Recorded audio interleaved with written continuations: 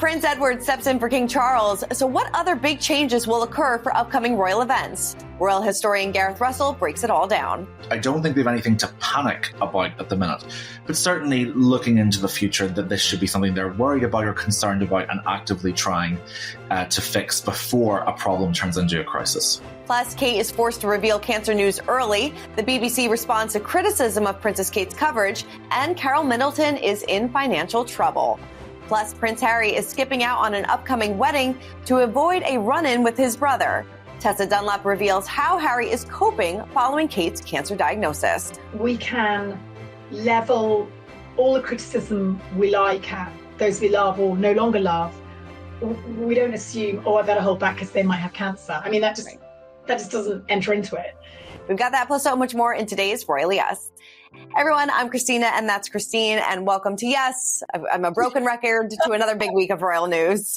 There's so much to get into. The stories have become really diverse, and I'm just glad that we still have royal news to talk about.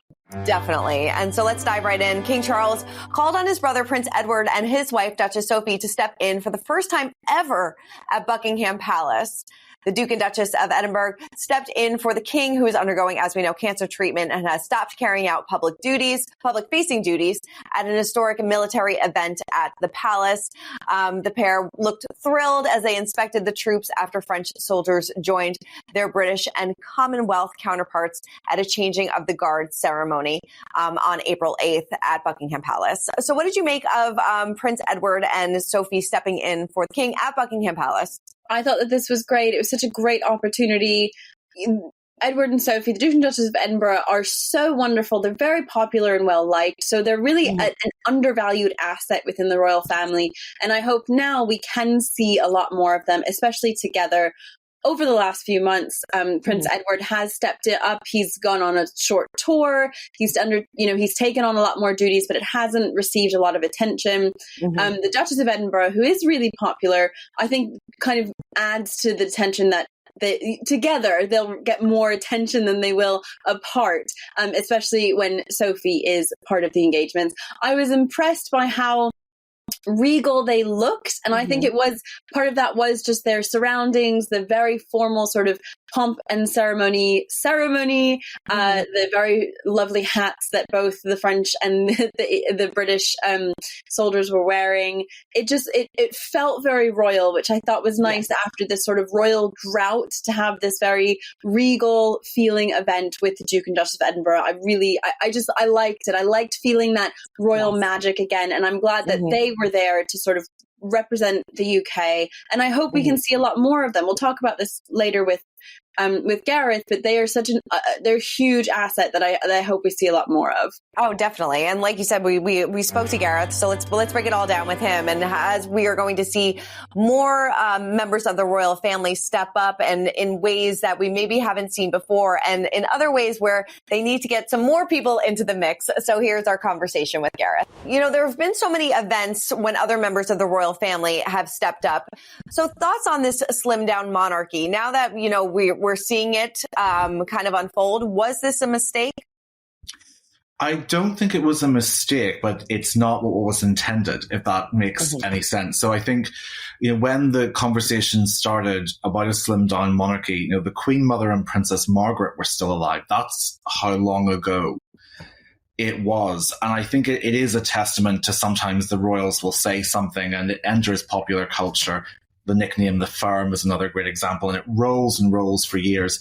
Slimmed down monarchy is definitely one of those. Now, if you're to use the metaphor, the monarchy is underweight at this stage. It was never intended to reach the levels that it did. That it was always anticipated that you would have Charles III with 3 working siblings and 2 working children and their wives, and that would be a sustainable footing for the monarchy going forward. For various reasons, you know, Prince Harry chose to start his life in the US. Prince Andrew was forced to step back after his catastrophic interview with the BBC, and his sort of refusal to accept just how damning his actions had been.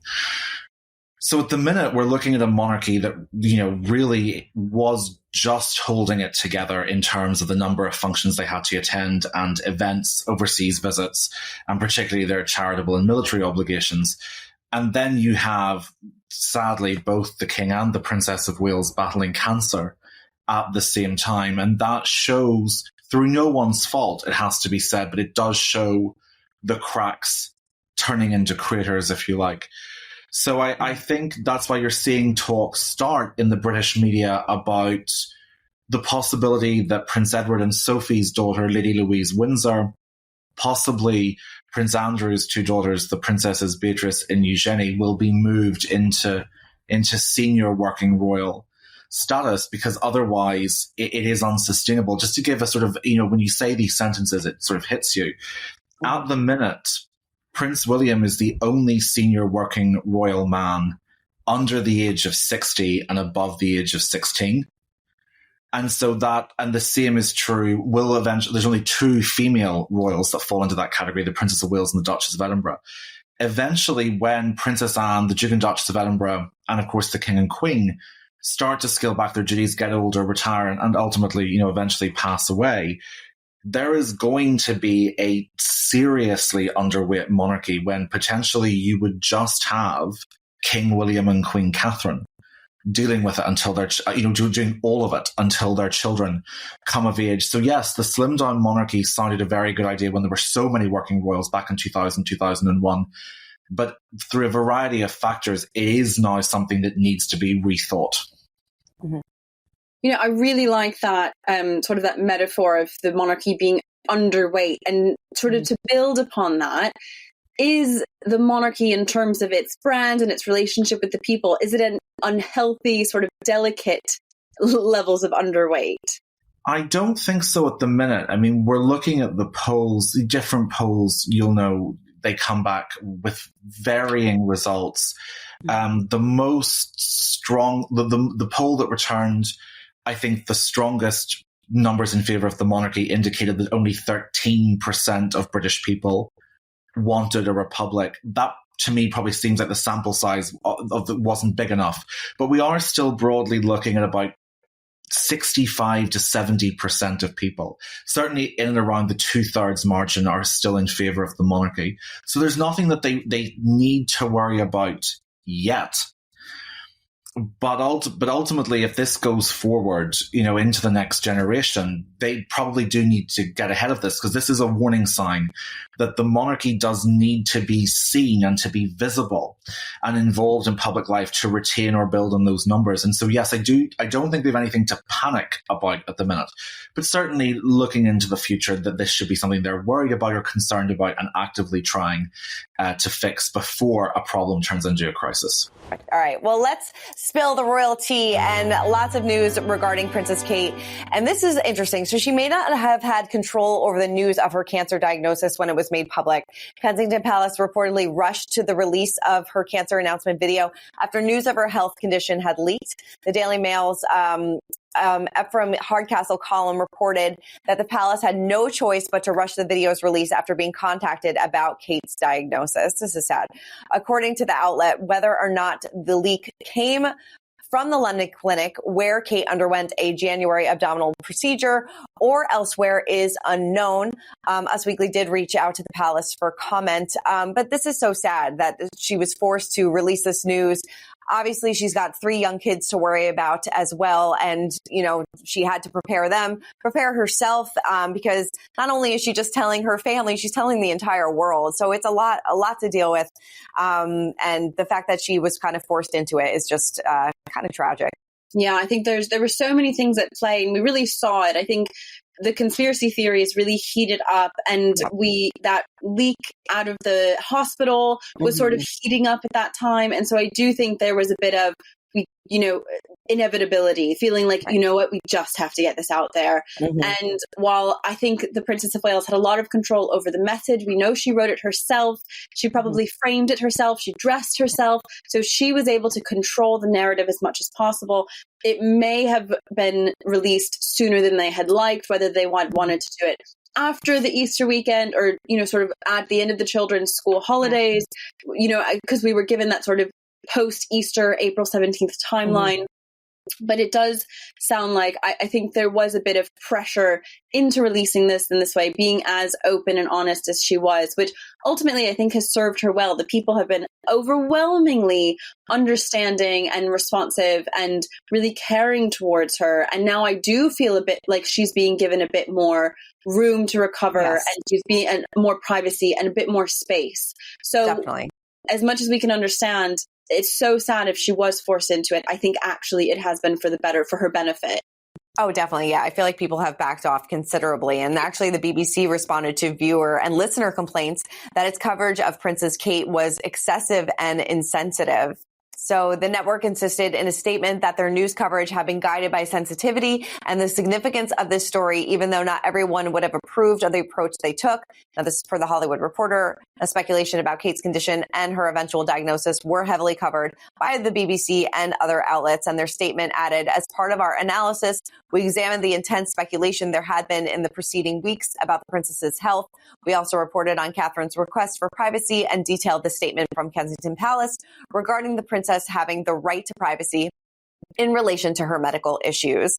So interesting that they spoke out about this and commented about it. They emphasized that members of their team always give careful consideration to their editorial decisions, stressing that all of the network's coverage made it evident that Kate and her family are undergoing a difficult time. Yeah, I feel like we haven't seen something like this before, like a network speaking out about why they decided to cover a certain story in a certain way. They said that they were mindful of their approach, of their coverage and sensitivity. Well, I feel particularly interested in this because I was a part of a lot of that coverage, and I was interviewed several times on this issue. And I think what has been so interesting about this story is that there was the personal narrative of the Princess of Wales sort of as a person, but then there was also the PR situation and the social media firestorm and the public response. There was so many different moving parts to it that I think a lot of news networks really wanted to inspect under a microscope. And unfortunately, in each of those individual parts, you had to bring the Princess of Wales's personal situation sort of along for that story. But I think we've all seen how the Princess of Wales's health is not just about her health. It's about the monarchy. It's about the palace relationships with the press, about PR and all of these different aspects that have made it this incredibly massive story. Yeah. And I do think a lot of news networks were overall respectful of the Princess of Wales while having to respond to what people were talking about. You know, it was the most talked about thing the last few weeks, especially as conspiracy theories hit their fever pitch. It was all anyone spoke about for about 2 straight weeks. Yeah. I think, we kind of have to acknowledge that media outlets will have to respond to what people are talking about. It's so true. It was definitely a hard story to navigate because with so little information, people just kind of went wild and you didn't really know which avenue to take. So it was definitely a hard one to navigate. But like you said, now that the news is out there, everybody's kind of backed off and giving her the grace and space that she needs. Yeah. Well, this probably didn't add to this added to everybody's troubles because Kate's parents, Carol and Michael Middleton, were forced to sell party pieces in May of 2023 due to mounting debts. So the Times reported that the couple who founded the company in 1987 are still struggling to come up with almost $330,000 in insolvency firm costs. So royal author Christopher Anderson actually told us that no one in the royal family is embarrassed by the failure of party pieces. He told us that the business failure is not indicative of the Middletons' personal finances. He also went on to say that people shouldn't make the mistake that the Middletons are broke because they decidedly are not. Their business went belly up because of things entirely out of their control, but that doesn't mean they haven't got substantial personal assets. I think, he was explaining that the party pieces kind of went belly up during COVID because nobody was having these big parties anymore and they just kind of couldn't catch up. Unfortunately, it probably happened to a lot of businesses. Yeah, I think what we've seen happen or what we saw happen was that Party Pieces decided to launch its own line of in-house and made a huge investment in these sort of in-house exclusive party collections, which were beautiful. We bought them for our families. Yeah. But then COVID happened sort of just as they had made this huge financial investment in the company. COVID happened. People weren't having parties. And that was about that was like 2 straight years when they just made this huge investment. And a lot of things just, tumbled downwards from there. The Middletons did sell the company, and the company is now sort of privately owned. Carol Middleton's not really a part of the day-to-day. Michael Middleton retired a few years ago. So I don't think that this is a reflection on them at all. And I still think it's a huge success story. I mean, the company is still active. It's still trading. They still sell really cute stuff. And it has become such a well-known name that they really grew from their kitchen table. So well, all businesses go through this, bumps in the road and financial setbacks, but I do think that it's still something that the Middletons certainly should be proud of. Oh, definitely, definitely. All right, moving on over to Prince William, because his accession to the British throne might be coming sooner than expected. So says celebrated journalist, editor, and royal expert Tina Brown. So in a recent opinion piece written for the New York Times, Brown, known for her books like The Diana Chronicles and The Palace Papers, wrote that King Charles's illness puts William in frightening proximity to ascending the throne. She went on to detail the current state of the royal family in the wake of Charles and Kate's cancer diagnosis. She said that the prospect of it, I am told, is causing them intense anxiety. This is referring to William and Kate, who could become, like I said, the head of the monarchy. She explained that the couple had hoped for a span of years to parent their children out of the public eye. And they, another royal expert said that, Prince Harry not being there, their estrangement is kind of going to take a toll on William as well, because he won't have a top advisor next to him when he does take over the monarchy. I mean, yes, I'm sure that this is like panic mode and there's a lot of different anxiety and everybody's kind of going through different situations in their head. This is not how they envisioned things. But unfortunately, this is kind of what's happening at the moment. Yeah. And I think it is these big crises, these health, I don't want to call them health scares, but these diagnoses are life-changing. And it really does make you face the mirror, face the facts a lot sooner than you otherwise might have. And no one knows what's going to happen.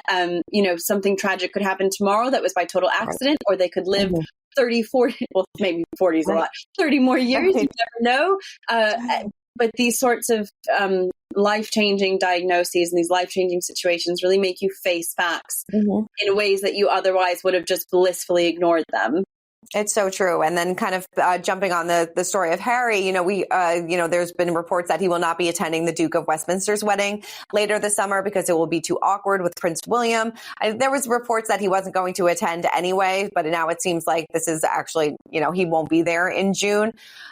So we actually spoke to Tessa Dunlap recently, and she kind of elaborated more on the current state of Harry, of how Harry is feeling following Kate's cancer diagnosis, because as we know, they were so close at one point. But take a look at this. And then there's, like you said, there's the Harry and Meghan of it all, and, the estrangement from his brother during this time. There was reports that, Harry and Meghan found out on TV like everybody else. Where do you think Harry and Meghan fit into this picture, if at all, ever again? Have a degree of compassion, particularly for Harry, because we can level all the criticism we like at those we love or no longer love. We don't assume, I better hold back because they might have cancer. I mean, that just doesn't enter into it. So when you do discover that your sister-in-law has cancer and you've written stuff that can't be retracted, that's quite a painful place to be in. I'm not saying it isn't self-made. The other thing is that they deliberately criticize the monarchy, positing themselves as an alternative to monarchy. So then when the monarchy's in trouble, we do kind of make a comparison. Can Harry and Meghan really hold themselves up as the caring example now? Because look what's happening over on Britain's side of the Atlantic. I think it leaves them in an invidious position. I wouldn't want to be in their position right now. They're certainly going to have to be careful of their timing with any releases so that it doesn't look opportunistic. Because like I say, the big C, it's kind of the untouchable, isn't it? When that comes creeping in the door, that just reframes everything. People used to criticize them all. Philip was ill, the Queen was ill. But all people are, that's the nature of the game in extreme old age, I'm afraid. And what was Harry meant to do? Say nothing forever? All right. Well, let's wrap this up with our royal history moment of the week. And history has been made public for the first time because King Charles is opening the doors to Scotland's Balmoral Castle, of course, a storied estate that serves as a frequent vacation spot for the royal family. They said for the first time since the castle was completed in 1855, we've been granted permission to take you on a private tour with our experienced guides. That's what the website raised. And they also said that they will take you on a historical journey through several of the beautiful rooms within Balmoral Castle. The guided tour, which is currently sold out, is available for $126 a person, with the option of paying $189 for afternoon tea. Visitors can explore the 3-story home, which is purported to boast 167 rooms, while learning the origins of the estate, traveling through time. So yeah, it's going to be quite the tour. Just to be clear, it's a metaphorical traveling through time. Yeah, it's metaphor. Yeah, you're not actually time traveling. I think this is really exciting. This has never been open to the public. It is still a beloved family home. So we'll really see sort of behind the scenes where they're spending time, where they're, the King Charles has put on a display of his watercolors, which he's actually painted there. So really bringing the experience to life, that this is a real palace lived in by the royal family that is very dear to them. I've always found that a really interesting experience versus palaces that are turned into museums, where it's a different experience. Going into these places that they still frequent, where they still spend their time, that's really special. And I think just to open this palace up for the first time, Balmoral is iconic. It's so special. And so I'm hugely excited for this. A few of my friends already have tickets, and I'm just so excited for them. Oh, definitely. It's going to be definitely a wonderful, wonderful experience. All right. Well, that is it for this week's episode of Royally Us. So much news to get to this week, but a nice mix of things going on. Definitely. Well, Christine, thank you so much as always. Still stuff to talk about, which I'm really happy about. Always, always. All right. Well, everybody keep commenting, keep subscribing, and we'll see you next week.